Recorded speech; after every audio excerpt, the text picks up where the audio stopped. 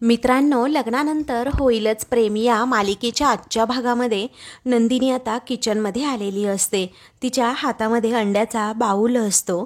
त्यावेळी तिला आठवतं की कशाप्रकारे जीवाने माझ्यासाठी माझा रुसवा काढण्यासाठी अंड्यांवर सॉरी लिहिलं होतं.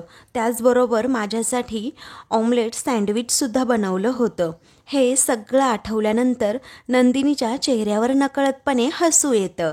तेव्हा ती आता गालात हसते, पण त्याचवेळी तिच्या मनात हेही येतं की जीवाने मला सांगितलं होतं की माझं होतं एका मुलीवर प्रेम, ते सुद्धा एकतर्फी. त्याचवेळी माझ्या हातातून जेव्हा तो मोल्ड खाली पडून तुटला होता तेव्हा जीवा माझ्यावर किती ओरडला होता. म्हणजेच त्याला माझ्यापेक्षा प्रिय ती वस्तू होती, तो मोल्ड होता जो त्या दोघांच्या प्रेमाची आठवण होती. हे नंदिनीला आठवल्यानंतर मात्र नंदिनीचा आता चेहराच पडतो. त्याचबरोबर कशाप्रकारे त्याला डिनर डेटवर नेऊन डिवोर्स पेपरवर सही करायला सांगितली, हे सगळे प्रसंग देखील तिला आठवून खूप त्रास होत असतो. त्यानंतर मानिनी तेथे येते आणि विचारते, काय ग नंदिनी, काय झालंय, तुझा चेहरा असा का उतरलाय? तेव्हा नंदिनी म्हणते, माझा चेहरा उतरलाय? असं म्हणून ती थोडीशी गालात हसते आणि म्हणते, नाही हो आई, काही नाही. त्याचवेळी मानिनी म्हणते, काही नाही काय? अगं तुला कळतंय का, तू अंडी हातात धरून विचार करत बसलीयेस. तू अंड्यांचा विचार करतीयस का? नक्की काय करावं, की भुर्जी करावी की ऑमलेट? तेव्हा काय करायचे मी लगेच करते, असं नंदिनी जेव्हा म्हणते तेव्हा मानिनी सांगते, आता मी नाही तू. कारण आता इथून पुढे ना काय करायचं, कसं करायचं आणि कुठे कोणत्या वस्तू ठेवायच्या हे सगळं आता बाळा तूच ठरवायचंस. आता काव्याने सुद्धा थोडासा हातभार लावायला हवा आणि इथे जातीने लक्ष घालायला हवं. तेच का तुम्ही दोघींनी इथे जर लक्ष दिलं तर मी रिटायर्ड व्हायला मोकळी. तेव्हा नंदिनी जरा नाराज होते आणि तरीही हसूनच उत्तर देत मानिनीला सांगते, आपल्याला जे जमणार नाही त्याबद्दल उत्तर तरी कशाला द्यायचं? तेव्हा मानिनी म्हणते, अच्छा असं आहे का? अगं माझा वसा चालू ठेवणारी एक हुशार आणि सक्षम सून आली आहे ना घरात. पण तुला सांगू नंदिनी, माझ्या मागे हे घर, हे स्वयंपाकघर तू अगदी नीट सांभाळशील याची पूर्णपणे खात्री आहे मला. आणि आता मी ब्रेक घेणार आहे, त्यामुळे हे सगळं ना बाळा तूच ठरवायचंस, मी फक्त तुला मदत करणार. मग आता नंदिनीला हे सगळं ऐकून जरा धक्का बसतो, तिचा चेहरा पडतो. ती मनात विचार करते की बापरे, आता काय करायचं? एक सून म्हणून आई तर सर्व जबाबदारी माझ्यावर टाकायला लागले आहेत, परंतु जेव्हा त्यांना समजेल ना की या घरची सून मी जास्त काळ इथे राहणार नाहीये, तर त्यांना कसं वाटेल? मी डिवोर्स तर जीवांपासून घेणार आहे. आई बाबांबरोबर माझं जे नातं जोडलंय त्याचं काय करू? दुसरीकडे वसू अगदी कासावीस झालेली असते आणि टेन्शनमध्ये असते. तेव्हा रम्या आता 2 कानातले हातात घेत विचारते, आई यातले कोणते घालू, मला कोणते छान दिसतील? तेव्हा वसू म्हणते, मला नको ग विचारू, कोणतेही घाल. तेव्हा रम्या विचारते, असं काय करतेस आई, सांग ना, आता काय झालं तुला? मग वसू सांगते, अगं मला ना माझी भीती खरी होताना दिसती आहे. मग आता कुठल्या भीतीबद्दल नक्की, असं रम्या विचारते. तेव्हा वसू सांगते, माझा डोळा का फडफडत होता ना हे मला आत्ता कळतंय अगं रम्या. अगं सगळं ना अगदी सगळंच अभद्र घडतंय. तेव्हा रम्या विचारते, आई नक्की काय घडतंय? आता हे बघ आई, आत्ता कुठे माझ्या आयुष्यात सगळ्या गोष्टी अगदी छान घडतायत, पण तू मात्र सगळं निगेटिव्ह का बोलतेस ना, मला तेच कळत नाही. तेव्हा वसू सांगते, पुढे गोष्टी निगेटिव्ह घडू नये ना यासाठी मी आत्ता गोष्टी सावरण्याचा प्रयत्न करतेय रम्या. अगं पण काही घडतच नाहीये नीट. तेव्हा रम्या विचारते, अगं काय घडत नाहीये, मला कळेल असं बोलशील जरा? तेव्हा वसू सांगते, मी तुला काय म्हटलं होतं काल, की दरवाजेच्या बाहेर कुणीतरी आहे म्हणून. अगं तो रम्या फ्लावर पॉट असाच पडला नव्हता. अगं नक्कीच कुणाचा हात धक्का वगैरे लागला असेल. तेव्हा कोणाचा, असं आता रम्या विचारते. तर वसू तिला सत्य सांगते, मला वाटतंय पिहूचा. तेव्हा रम्याच्या पायाखालची जमीनच सरकते आणि ती विचारते, काय पिहू? पण ती कशी असेल अचानक तिथे? तेव्हा वसू सांगते, अगं हो तीच असणार आहे. अगं तुला माहिती आहे, जेव्हा मी तिला विचारायला गेले की बाळा तुला काय झालंय, तेव्हा ती मला बघून किती घाबरली आणि त्या नंदिनीला मिठी मारली. मग आता या मायलेकींचं टेन्शन खूपच वाढतं. मग त्यानंतर वसू म्हणते, अगं तुला माहिती आहे मानिनी काय म्हणत होती की फिट येण्या अगोदर पिहूला मानिनीला काहीतरी सांगायचं होतं. याचा अर्थ तुला कळतोय का? अगं हे तर तिला सांगायचं नसेल ना. आपण दोघी जे बोलत होतो ते, म्हणजे मीच नंदिनीला तिच्या लग्नातनं दीपकच्या मदतीने गायब केलं होतं. तेव्हा रम्याला एका क्षणी धक्का बसतो आणि ती म्हणते, अगं आई असं असेल तर आता काव्य आणि पार्थचा डिवोर्स होऊन देखील माझं आणि पार्थचं लग्न कधीही होऊ शकत नाही. आई आता आपल्याला काहीतरी करायला हवं, कारण जर पिहूने एकदा का कुणाला तरी सत्य सांगितलं मग आपलं काही खरं नाही. तिला समजावून आणि शांत करून हे सगळं व्यवस्थितरित्या सांगितलं पाहिजे. अगं तुला माहीत नाही पण त्या पिहूमुळे मी आधीच खूप काही भोगलंय, पण आत्ता जर तिने काही गडबड केली तर आपल्याला खूप महागात पडेल. हे बघाई आत्ता कुठे आपल्या आयुष्यात खूप चांगल्या गोष्टी घडत आहेत आणि आता कोणाहीमुळे मला आपल्या आयुष्यामध्ये प्रॉब्लेम आलेले नको आहेत. मग आता वसू सांगते, हो मलाही नको आहेत, कारण काहीही झालं ना तरीही हे गुपित कुणालाही कधीही कळता कामा नये. तर इकडे बाहेर आता सर्वजण नाश्त्यासाठी बसलेले असतात. मिथुनचं लक्ष कशातच नसतं, कारण त्याच्या पिहूची तब्येत बरी नसते. मग मानिनी म्हणते, अहो भाऊजी आता खाऊन घ्या बरं, नुसतं चिवडत नका बसू. तेव्हा मिथुन सांगतो, काय करू वहिनी, मला ना चैनच पडत नाहीये. जेव्हा काल जीवाने फोन केला ना तेव्हा मी अगदी धावत पळतच घरी आलो आणि पिहूची ती अवस्था पाहिली. तेव्हापासून ना माझ्या डोळ्याला डोळ्यासुद्धा अक्षरशः लागला नाहीये. आम्ही दोघेही तिथेच रात्रभर बसून होतो. पार्थ विचारतो, तिचा ताप उतरलाय ना नक्की? मग आता मिथुन म्हणतो, हो तिचा ताप आता उतरलाय, बरं वाटतंय आता तिला, परंतु अशक्तपणा असल्यामुळे झोपून राहिली आहे. आता मिथुनचे डोळे पाणवलेले असतात. तो म्हणतो, वहिनी काहीही म्हणा, हा मुली कशा असतात तर घरातल्या अंगणामध्ये जी तुळशी वृंदावन असते ना सेम तशाच असतात. बापाचं काळीज कितीही वाघासारखं असेल ना तरीही मुलीला काही झालं ना तरीही त्याचं मन अगदी सशासारखं होतं. कारण काल परवापर्यंत माझी लेक हसत होती, खेळत होती आणि माझं चित्रसुद्धा काढत होती. अचानक कशी काही तिला फिट्स आली मला कळालंच नाही. मग आता जीवा म्हणतो, काका नको ना रे टेन्शन घेऊ, होईल सगळं ठीक. तेव्हा मानिनी म्हणते, अरे जीवा मुलांना काही झालं ना तरीही आईबापाचं काळीज तुटतंच. तेव्हा आता जीवा म्हणतो, हो पण तिला काय सांगायचं होतं हे समजलंय का? तेवढ्यातच रम्या वसू तेथे येतात. मग आता त्या दोघीही जरा एकमेकींकडे पाहतात.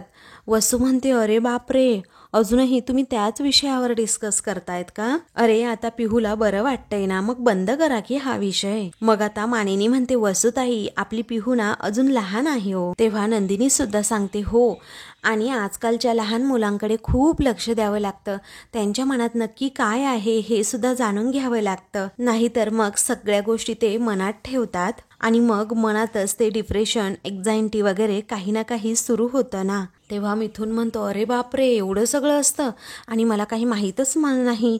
त्यावेळी मानिनी सांगते, अहो मिथुन भाऊजी कदाचित असेलही, पण आपल्याला त्याची नावं माहीत नव्हती आणि आपण आपल्या लहानपणी असं मनात गोष्टी ठेवायचो का? नाही ना, सगळं काही बोलून टाकायचो. आणि लहान मुलं ही देवाघरची फुलं असतात असं उगाचच म्हणत नाही. तेव्हा मिथुन जीवाकडे पाहतो आणि हो ना असं म्हणतो. तेव्हा जीवाला कळतं की काकाला नक्की काय म्हणायचे. त्यानंतर मानिनी म्हणते, त्या फुलांवर नीट लक्ष ठेवावं लागतं, त्यांना जाणून घ्यावं लागतं. रोज प्रेमाने हळूहळू पाणी घातलं तर मग ती फुलंही बहरतात. आता मानिनी विचारते, जीवाचं आठवतंय ना तुम्हाला? तेव्हा जीवा विचारतो, आता मी काय केलंय? तेव्हा मानिनी सांगते, लहानपणी ना तू खूप पराक्रम केलेत. आता मानिनी तो किस्सा सांगू लागते. नंदिनी मी यांना म्हणत होते की नाही तरीही यांनी काय केलं तर जीवाला सायकल घेऊन दिली. मग काय शाळा सुटल्यानंतर चालवत कुठेतरी लांबपर्यंत गेला.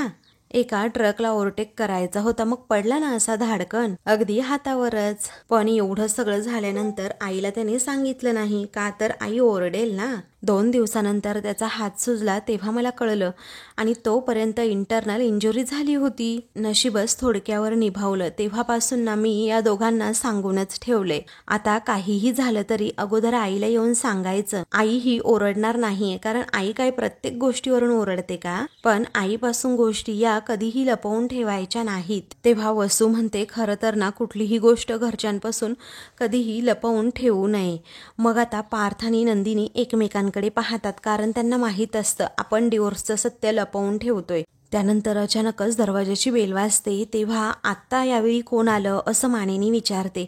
मग कल्पना दार उघडते तर एक नोटीस आलेली असते. तर आता ती नोटीस हातात घेत कल्पना सांगते, वहिनी सही लागेल कारण कोर्टाकडून नोटीस आली आहे. असं कोर्टाचं नाव आता ऐकल्यानंतर इकडे पार्थ, नंदिनी, जीवा एकदम धक्क्यानेच एकमेकांकडे पाहतात. त्यांना काहीही सुचत नसतं. तर आता पार्थला वाटतं की सगळं काही आई पाहिल आणि ही जर डिवोर्सची नोटीसबद्दल काही असेल तर खूप मोठा घोळ होईल. या विचाराने आता हे तिघेही घाबरतात. जीवासुद्धा अगदी पटकन उठतो आणि ते दोघेही अगदी दरवाजाकडे जायला निघतात ती नोटीस आणण्यासाठी. परंतु मानिनी म्हणते, बाबांनो अजिबात जेवताना उठायचं नाही, बसा बरं बसा, मी घेऊन येते. असं म्हणून मानिनी स्वतः पुढे जाते. तर पार्थ, नंदिनी त्याचबरोबर जीवाच्या मनात अगदी चलबिचल सुरू असते. आता काय होणार? सगळ्यांच्या चेहऱ्यावर काळजी दिसत असते. वसू आणि रम्या मात्र हसत असतात. त्यानंतर आता काय झालं आई, कसली नोटीस आहे ही, असं पार्थ विचारत असतो. सारखा विचारत असतो. त्यामुळे नंदिनी आता पार्थ आणि जीवाकडे पाहते आणि म्हणते की यांना जरा फोन करा बरं. मग आता काय झालं आई, अगं सांग की, असं पार्थच्या मनात धाकधूक निर्माण होते. तरीही पार्थला आता मानिनी पटकन सांगत नाही. मग आता अरे करा कोणीतरी यांना फोन, कारण आपण केस जिंकलोय. तेव्हा कोणती केस, कोणत्या केसबद्दल बोलतीये असं जीवा विचारतो. तेव्हा वसू विचारते, काय ग त्या शाहूवाडीच्या केसबद्दल का? मग आता हो अगदी बरोबर असं मानिनी म्हणते. तेव्हा कुठे जाऊन पार्थ, नंदिनी जीवाच्या जीवात जीव येतो. त्यानंतर आता सांगाल का कुणी शाहूवाडीचं नक्की काय, पुन्हा जीवा विचारतो. मानिनी म्हणते 4-5 वर्षांपूर्वी यांनी कोल्हापूरच्या शाहूवाडीजवळ 2 प्लॉट घेतले होते. त्यांना वाटलं होतं तिथे फार्म हाऊस वगैरे बनवूयात या मुलांसाठीच. पण झालं काही ना, अचानक एका ओनरने त्यावर ताबा घेतला होता. तिथे खूप धबधबे, निसर्ग सौंदर्य, तर एवढं सगळं सुंदर वातावरण आहे ना, त्यांना तिथे छान असे फार्म हाऊस बांधायचे होते. पण काय झालं, अचानक त्या ओनरने ताबा घेतल्यामुळे ती केस कोर्टामध्ये सुरू होती. मग आता निकाल हा आपल्या बाजूने लागला. यांना जर समजलं ना तर मग खूप आनंद होईल. आता नुकसान भरपाई म्हणून त्या ओनरने 25 लाख रुपये सुद्धा देण्याचं ठरवलंय. तेव्हा सगळेजण खुश होतात. मग आता मिथून म्हणतो पार्टी तर झालीच पाहिजे, पण माझी पिहू बरी झाल्यानंतर. मग आता मानिनी म्हणते हो नक्कीच करूयात आपण पार्टी, नका टेन्शन घेऊ. तेव्हा रम्या म्हणते हो ना, ही मुवमेंट तर सेलिब्रेट झालीच पाहिजे, खरंच आपण काही ना काही करूयात. वसू सुद्धा म्हणते हो ना, खरंच खूप चांगली बातमी आहे. त्यानंतर विक्रमला फोन कर ग, त्याला आनंद होईल असं वसू सांगते. मग मानिनी म्हणते तुम्ही एक गोष्ट नोटीस केली आहे का, आपण आपल्या घरात सत्यनारायणाची पूजा घातली आणि एवढी चांगली बातमी आपल्याला मिळाली. म्हणजेच गुरुजी म्हणतात ना, त्याला काहीतरी अर्थ असतोच. मग आता वसू विचारते, अच्छा ही बातमी कळावी म्हणून गुरुजींनी सांगितलं होतं का सत्यनारायण करा म्हणून, की दुसरी कुठली तरी अतिमहत्वाची बातमी कळावी म्हणून सांगितलं होतं? मग आता सगळेजण वसूकडे पाहू लागतात. तर वसू हसूनच म्हणते आपल्याला तरी कसं कळणार ना नक्की काय सांगितलं होतं. मग आता मानिनी विचारते असं दुसरं कोणतं काम अति महत्वाचं असणार, माहिती आहे का तुम्हाला काही? तेव्हा वसू म्हणते अगं तसं नाही मानिनी, तू एवढी खोलात का शिरते, मी सहजच बोलले. तू अगोदर विक्रमला फोन कर बरं जा. तेव्हा मानिनी तेथून जाते. त्यानंतर मिथून म्हणतो पिहूनी काही खाल्लं की नाही, नंदिनी मी पाहून येतो हा. तेव्हा नंदिनी म्हणते ठीक आहे. त्यानंतर रम्या म्हणते थांबा काका, तुम्ही बसा इथे, तुम्ही तुमचा नाश्ता संपवून घ्या, माझं तर खाऊन झालंय. तिच्यासाठी गरमागरम सूप बनवते आणि मग घेऊन जाते, तुम्ही बसा. असं म्हणून ती थोडी हळूच वसूकडे पाहते, तर वसू देखील इशारा करते. त्यानंतर आता मिथून म्हणतो हो ताई, खरंच खूप छान जागा आहे ती, आपण नक्कीच ट्रिप काढूयात. तेव्हा आता वसू म्हणते हो, आता पार्थ आणि जीवा हे पहा, आपण खरंच तिकडे जाऊन एखादी ट्रिप काढूयात आणि आपापल्या बायकांना सोबत घेऊन जायचे. हां. तेव्हा जीवाला अचानक जोराचा ठसका लागतो. आता कसं बायकोला सोबत घेऊन जाणार हाच प्रश्न त्याला पडतो, कारण त्यांचाही डिवोर्स फाईल झालेला असतो. मग आता पार्थसुद्धा आता हातात असणारा घास आपला खाली ठेवतो. त्यावेळी नंदिनी मनातच विचार करते नाकातोंडाशी आलं होतं, परंतु अक्षरशः थोडक्यात निभावलं. कारण आज हे कोर्टाचं लेटर हे आनंद घेऊन आले, पण आमच्या डिवोर्सचं लेटर आलं तर काय अवस्था होईल सगळ्यांची. दुसरीकडे मंजू आता पिहूला विचारते, ताप तर नाही बाळा आता, पण तुला कसं वाटतंय. तेव्हा पिहू जरा घाबरतच सांगते, हो मला बरं वाटतंय. तेव्हा तुला बरं नाही आहे हे कळल्यापासून सगळ्यांना किती काळजी लागली तुला माहिती आहे पिहू.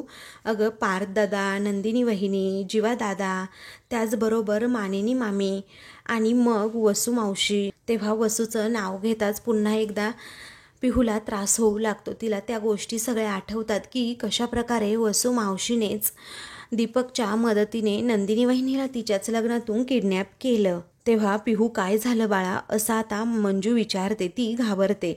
तू बरी आहेस ना. तेव्हा पिहू म्हणते, हो मी बरी आहे. आणि हे बघ बाळा, मला मानिनी वहिनीने सांगितलं होतं की तुला काहीतरी सांगायचंय म्हणून. काय सांगायचंय बोल ना. तेवढ्यातच रम्या तेथे येते आणि विचारते, हे प्रिन्सेस तुला कसं वाटतंय. तेव्हा घाबरतच पिहू म्हणते, हो ठीक वाटतंय. मग आता हे बघ मी तुझ्यासाठी काय आणलंय. तुला आवडतं ना टोमॅटो सूप्स, ते आणलंय बघ. आणि आता हे जर प्यायलीस ना तर तुला परफेक्टली फाईन वाटेल. तेव्हा आता बघितलं रम्या ताई तुझी किती काळजी घेते असं मंजू विचारते. तेव्हा रम्या सांगते, अगं असणारच, मी तिची मोठी ताई आहे. तेव्हा अगं तुला आई बोलवत होती, तू जाऊन ये बरं ती काय म्हणते, तोपर्यंत मी पिहूला ना सूप पाचते. मग आता पिहू खूप घाबरते. ती म्हणते, आई नको ना जाऊ प्लीज प्लीज. मग मंजू म्हणते, अगं आले मी बेटा, तोपर्यंत तू सूप पिऊन घे. तेव्हा रम्या आता पिहू शेजारी बसते, पण पिहूला तिची खूप भीती वाटू लागते. तर दुसरीकडे आता मिथून हा सारखेच शेंगदाणे खात असतो. त्याला ठसका लागतो. त्यामुळे आता जीवा म्हणतो, अरे बस कर ना आता काका, अरे किती कोंबतं तोंडामध्ये ठसका लागलाय तरी. तेव्हा आता तो म्हणतो, ठसका तर लागणारच ना तुझ्या या बातमीमुळे. अरे याचं असं झालं, मी कर्ज माजारी आणि पैसे मागायला आलो शेजारी. अरे असं काय करता रे, म्हणजे कसं जमतं कसं तुम्हाला, डायरेक्ट डोक्यात गोळी. तेव्हा मस्करी करू नकोस ना रे. नंदिनी किती हर्ट झाली होती तुला माहिती आहे. तेव्हा मिथून म्हणतो, मग डिवोर्स तरी तुम्ही कशाला दिला. डिवोर्स देताना जर तुमचा जीव तुटत होता, अरे तेव्हा कुणाच्याही डोक्यात विचार आला नाही का कुणीतरी एकाने माघार घ्यावी म्हणून. अरे बरं तिचं जाऊ दे, तिला खूप त्रास झाला, पण निदान तू तरी माघार घ्यायची ना रे जीवा. मग आता जीवा म्हणतो, अरे तू असं काय करतोय, तुला माहिती आहे ना माझंच सगळं, मी माझ्या पास्टमधून मूव ऑन होण्याचं ठरवलंय. तेव्हा कुठे मला आजूबाजूला नक्की काय चाललंय हे समजतंय आणि आमच्या नात्याचं काय करायचं हे विचार करायला वेळ तरी मिळाला. पण तोपर्यंत ना उशीर झाला होता आणि तिला डिवोर्स हवा होता आणि तिला असं वाटत होतं की मी तिचा विचार ना कधीच करणार नाही. आणि तुला सांगू आता तिला कन्व्हिन्स करणं खूप कठीण आहे. मग आता मिथून विचारतो, असं तिला वाटत होतं का. तेव्हा जीवा म्हणतो, हो तिलाच असं वाटत होतं की मला डिवोर्स हवाय आणि मला स्वतःलाच या सगळ्यामधून मोकळं व्हायचंय. तेव्हा मिथून म्हणतो, मग तिने केलं ना तुला मोकळं, आता फिर या झाडावरून त्या झाडावर पक्षासारखं. आता नंदिनी तुला एक शब्द सुद्धा बोलणार नाही. कारण सांगू, अगोदर बायको होती म्हणून तरी ती बोलत होती आणि आता ती बोलत नाही म्हणून त्याचा का त्रास व्हावा तुला. तेव्हा जीवा विचारतो, तू नक्की काका आहेस ना माझा. अरे काय असा दुश्मन असल्यासारखं बोलतोस. मग आता मिथून म्हणतो, अरे जिगर, अगोदर काका म्हणून तुला समजावून सांगितलं, नंतर मित्र म्हणून तुला समजावलं, पण तू ऐकायला तयारच नाहीस. अरे मी तुला म्हटलं होतं ना, गाडी सुटायच्या अगोदर गाडीमध्ये बस आणि बोल तिच्याशी. तू काय करत बसला तर त्या प्लॅटफॉर्मवर 10 रुपयाची भेळ खात बसलास. आता लाख मोलाची माणसं गमवलीस ती, नको नको ती पत्र लिहिली. मग आता पुढे काय झालं त्याचं असं मिथून विचारतो. तेव्हा पुढे काय होणार, 6 महिने वाट बघा असं सांगितलं कोर्टाने आणि 6 महिन्यांनी जाऊन सांगायचं आपल्याला एकत्र राहायचंय की नाही. तेव्हा मिथून खूपच खुश होतो. तर जीवा आश्चर्याने त्याच्याकडे पाहतो की या काकाला काय झालं आता एवढं खुश व्हायला. तेव्हा आय लाईक दिस असं आता मिथून जोरातच ओरडतो. आता त्याची एवढी एक्साइटमेंट पाहून जीवा विचारतो, काय रे काय होतंय काय तुला. मग आता जीवा मित्रा तुला काय सांगू, अरे ट्रेन तर प्लॅटफॉर्मवरून सुटली आहे, पण पुढे तिला सिग्नल मिळाला नाही म्हणून जरा पुढे जाऊन ती थांबली. अरे हातातली ती 10 रुपयाची भेळ सोडून दे आणि आपलं लाख मोलाचं माणूस गमावतोय ना त्याला पुन्हा घेऊन ये. मग आता जीवाला काही समजत नसतं. तेव्हा माननीय आदरणीय कोर्टाचा निर्णय, जे तुम्हाला जमलं नाही ना ते कोर्टाने करून दाखवलं. मग आता कोर्टाने तुम्हाला सांगितलंय तुमचं नातं 6 महिन्यांसाठी रिचार्ज करा आणि राहा 6 महिने एकत्र. तेव्हा जीवा म्हणतो, नाही रे बाबा, आम्ही नाही 6 महिने एकत्र राहू शकत कोर्टाच्या रूलप्रमाणे. कारण आता हे डिवोर्सचं आईबाबांना कसं सांगायचं हे आम्हाला कळत नाही, म्हणून आम्ही जरा ते नीट विचार करून नंतर कधीतरी सांगण्याचं ठरवलंय. तेव्हा मिथून म्हणतो, अरे भाई तू काही ठरवू नको, मी सांगतो तुला पुढे काय काय करायचं. तरीही जीवाला आता काही कळत नाही. मग मिथून म्हणतो, अरे मेरे जिगर के तुकडे, मी तुला 2000च्या बॉन्डवर लिहून देतो, तुमच्या दोघांचा डिवोर्स होणार नाही. हा मिथून काकांचा शब्द आहे. तेव्हा यात कसलं लॉजिक आहे असं जीवा विचारतो. तेव्हा मिथून म्हणतो, अरे भाई, अरे लॉजिक शोधू नको जिगर, आता पुढच्या 6 महिन्यामध्ये मॅजिक काय होणार आहे ना तेवढं बघ. आता तूच बघ, नंदिनीला अपघातातून कुणी वाचवलं, तूच वाचवलंस. आता लग्नामध्ये दीपकच्या तावडीतून कुणी सोडवलं तर तूच सोडवलंस, आणि आनंद निवासमधून कुणी वाचवलं तर तूच वाचवलंस. अरे कसं काय, प्रत्येक वेळी हिरो सारखी एंट्री कशी होते तुला तिला वाचवण्यासाठी? आता तूच विचार कर ना या गोष्टीचा जीवा. तर जीवा आता या गोष्टीचा विचार करू लागतो. दुसरीकडे आता प्रेमानेच अगदी रम्या ही पिहूला सूप पाजू लागते आणि गरमागरम आहे हा, छान, कशी आहे चव, मस्त आहे ना असं विचारते. तेव्हा आता पिहू नुसती हू हू असं करत असते.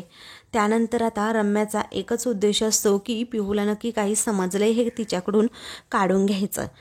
तेव्हा काय ग पिहू, तू तर काल आम्हाला खूप घाबरवलंस, मला एक कळत नाही नक्की फिट्स कशामुळे गा आल्या तुला? तेव्हा पिहू घाबरते. रम्या विचारते, काही झालंय का? तेव्हा रम्याचा हात असा झिडकारत, काही नाही असं पिहू जोरातच म्हणते. मग त्यानंतर रम्या विचारते, असं कसं काही नाही, कारण मामी म्हणत होती तू खूप घाबरलीस. मला सांग बेटा, काही फ्रेंड सर्कलमध्ये शाळेत वगैरे काही झालं नाही ना, किंवा आपल्या घरात वगैरे? तेव्हा पिहू अजूनच घाबरते आणि म्हणते, नाही, काही नाही झालं, आता मी जाते असं म्हणून पिहू निघालेलीच असताना रम्या तिचा हात पकडते आणि म्हणते, पळून जाऊ नकोस, I know your old habit. अगं बाळा, मला काळजी वाटते ना तुझी, कारण गोष्टी लपवायची खूप वाईट सवय आहे तुला. लव्ह लेटरमध्ये स्वतःचं डोकं लावलंस आणि त्यामध्ये काही बिही लिहून ठेवलं, लपवून ठेवलंस, तेव्हा तुला किती ओरडा बसला होता की नाही, आठवतंय ना तुला? असं रम्या रागात आणि प्रेमाने सुद्धा तिला म्हणत असते. तर पिहू अजूनच घाबरते. मग रम्या सारखं सारखं तिला विचारण्याचा प्रयत्न करते की नक्की काय झालं होतं. पिहू घाबरतच म्हणते, काही नाही. तेव्हा पिहूचा हात जोरातच असा पिरगळत रम्या म्हणते, काल उगीच फिट्स आल्या होत्या का तुला? असं म्हणून ती जोरातच तिचा हात ओढते. तर पिहू खूप घाबरते. मग आता रम्या असं नंदिनी जोरातच तिच्यावर ओरडते, कारण नंदिनी तेथे आलेली असते. हात सोड तिचा अगोदर असं म्हणून नंदिनी रम्यावर चिडूनच पिहूकडे जाते. तेव्हा पिहू ही नंदिनीला मिठी मारते आणि रडते, आणि मग नंदिनी रागातच रम्याकडे पाहते. तर आता मित्रांनो, पुढील भागामध्ये मिथून सांगतो, तुझी आणि नंदिनीची जोडी कधीही तुटायची नाही. तेव्हा जीवा विचार करत राहतो. दुसरीकडे नंदिनी रागात रम्याला म्हणते, गोड गोड बोलून तुला तिच्याकडून काहीतरी काढून घ्यायचं होतं आणि म्हणून तू तिचा हात घट्ट पकडलास. अगं तिला फिट्स येण्याचा आणि तुझा काही संबंध, असं नंदिनी विचारते. तेव्हा लगेचच आता रम्या म्हणते, मी काय केलंय? तेव्हा मी काही नाही केलं. नंदिनी म्हणते, जर काही तू केलं असेल तर मी शोधून काढेन. अशाच मालिकेंचे पुढील भाग पाहण्यासाठी चॅनलला सबस्क्राईब करा.